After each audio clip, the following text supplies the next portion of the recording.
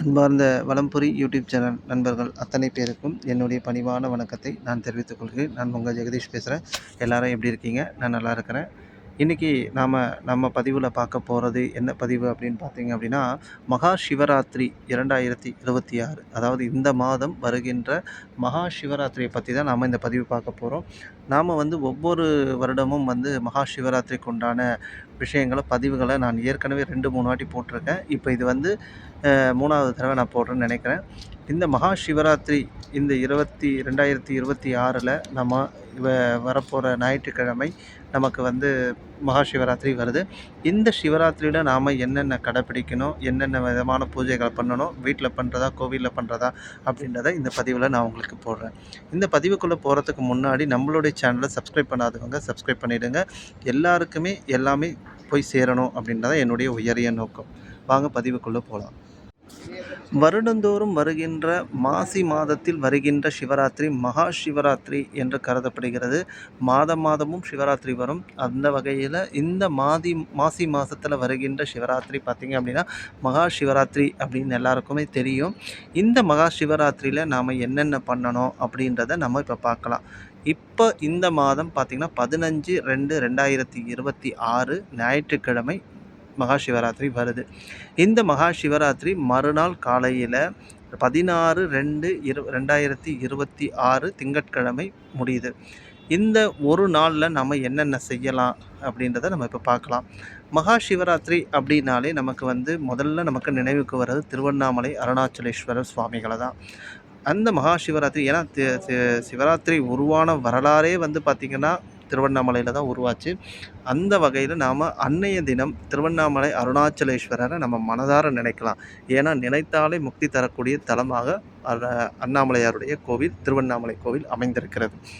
அதனால் நம்ம முதல்ல காலையில் எழுந்த உடனே நாம் குளிச்சுட்டு நாம் பூஜைகளை ஸ்டார்ட் பண்ணலாம். வீடெல்லாம் நம்ம எப்பவும் போல் சுத்தமாக வைத்துக்கொள்ள வேண்டும். நாம் படுக்கை அறையில் இது பண்ணால் படுக்கை அறையெல்லாம் நல்லா சுத்தமாக க்ளீன் செய்து வச்சுட்டு அதுக்கப்புறமா நம்ம குளித்து முடித்து விட்டு நாம் நல்ல உடைகளை சுத்தமான உடைகளை அணிந்து நாம் பூஜையை தொடங்கலாம். எப்படி பூஜையை தொடங்கிறது அப்படின்னு பார்த்தீங்க அப்படின்னா, நம்ம வீட்டில் சிவபெருமானுடைய வழிபாடு செய்வதற்காக படங்களை வைத்திருந்தாலும் சரி, சிவலிங்கம் வைத்திருந்தாலும் சரி, இல்லை வேறு விதமான ஒரு விக்கிரகங்கள் வைத்திருந்தாலும் சரி, அதையெல்லாம் நம்ம வச்சு வழிபாடு செய்யலாம். படம் வைத்து வழிபடுபவர்கள் அந்த படத்திற்கு பொட்டு வைத்து பூமாலை சூற்றி நம்ம வழிபாடு செய்யலாம். லிங்கம் வைத்திருப்பவர்கள் அன்றைய தினம் காலையில் ஒரு அபிஷேகம் செய்திருக்க, ஏதாவது ஒரு அபிஷேகம், ஒரு சாதாரண நீர்லேயோ இல்லை பால்லையோ இல்லை பன்னீர்லேயோ இல்லை ஏதாவது ஒரு வகையில் அபிஷேகம் செய்திருக்க, அவங்கவுங்களுடைய வசதிக்கு பொறுத்து அந்த அபிஷேகத்தை செய்துட்டு ஒரு சிறிய ஒரு நெய்வேத்தியத்தை இறைவனுக்கு படைச்சிடுங்க. இறைவனுக்கு படைச்சிட்டு அன்னைக்கு காலையில் நீங்கள் ஒரு பூஜையை பண்ணிவிடுங்க. அதன் பிறகு மாலை வேளையில் விளக்கு வச்சதுக்கப்புறமா நாம் ஒவ்வொரு 2 மணி நேரத்திற்கு ஒரு முறை நம்ம பூஜை செய்யலாம்.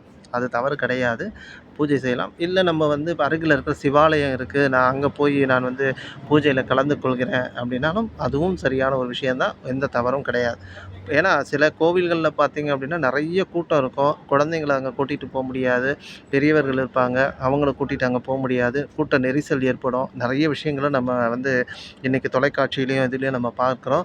அதெல்லாம் நம்ம தவிர்க்கிற பொருட்டு நம்ம வீட்டிலேயே கூட நம்ம இந்த பூஜைகளை செய்யலாம். தவறு கிடையாது. நாம் நினச்சி சுத்தமான பக்தியோடு நம்ம அவருக்கு செய்தோமேயானால் அது உண்மையிலே நமக்கு பலனை தரக்கூடியது தான். அப்படி இருக்கிற அருகில் இருக்க சிவாலயத்தில் நீங்கள் போய் கண் விழித்து அந்த 6 கால பூஜையையும் நீங்கள் பார்க்க முடியும்னா அது பண்ணலாம். இல்லை வீட்டிலேயே நான் செய்கிறேன், வீட்டில் எனக்கு எந்த விதமான தொந்தரவும் இருக்காது, எல்லாரும் அவங்கவுங்க உறங்கிடுவாங்க, நான் மட்டும் பூஜை பண்ணுவேன் அப்படின்னாலும் நீங்கள் செய்யலாம். தவறு கிடையாது. அப்படி செய்கிற பட்சத்தில் நீங்கள் ஒவ்வொரு 2 மணி நேரத்திற்கு ஒரு முறை இறைவனுக்கு நீங்கள் பார்த்தீங்க அப்படின்னா நம்மளுடைய முடிந்த அளவிற்கு அபிஷேகத்தை நம்ம செய்யலாம். அது தவறு கிடையாது.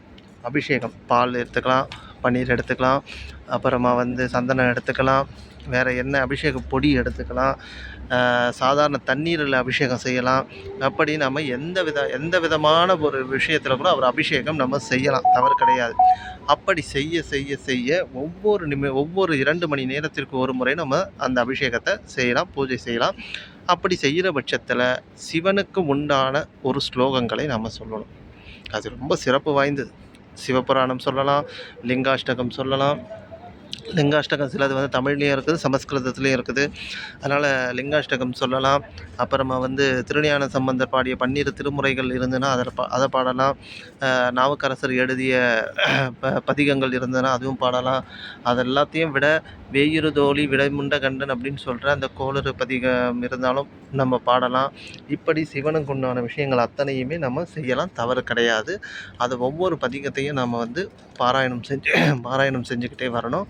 அந்த பாராயணம் செய்கின்ற சமயத்தில் மன சுத்தத்தோட ஒருநிலைப்படுத்தி நாம் இறைவனை நாம் வணங்கணும். நமக்கு என்ன தேவை இருக்கிறதோ, நியாயமான கோரிக்கைகள் என்ன இருக்கிறதோ அதை அவருக்கு அந்த நேரத்தில் வேண்டிக்கிட்டு நம்ம பண்ணலாம். அது பண்ண நமக்கு பலன் நிச்சயமாக கிடைக்கும். சிவராத்திரி அப்போ அந்த ஒரு நேரம் நம்ம கண் விழித்து நம்ம இறைவனை வழிபாடு செய்தோமேயானால் நமக்கு நிச்சயம் பலனை தரக்கூடியது அப்படின்னு தான் எல்லாருடைய சான்றோர்களுடைய கருத்தாகவும் இருக்கிறது. இப்போ இந்த சிவராத்திரியில் நம்ம கண் விழிச்சிட்டோம், விடிய கண் விழிச்சிட்டோம். அப்போ நம்ம அடுத்த நாள் நம்ம என்ன பண்ணலாம் அப்படின்னு பார்த்தீங்க அப்படின்னா, அடுத்த நாள் எப்பவும் போல் குளிச்சுட்டு நம்ம எப்பவும் போல் நம்ம அன்றாட வேலைகளை செஞ்சுட்டு நம்ம வந்து நம்மளுடைய அன்றாட நியதிகள் அத்தனையுமே செய்துவிட்டு வேலைக்கு போகிறவங்க வேலைக்கு போகலாம், இல்லை வீட்டில் இருக்கிறவங்க வீட்டு வேலைகளை செய்யலாம், எல்லாமே செய்யலாம்.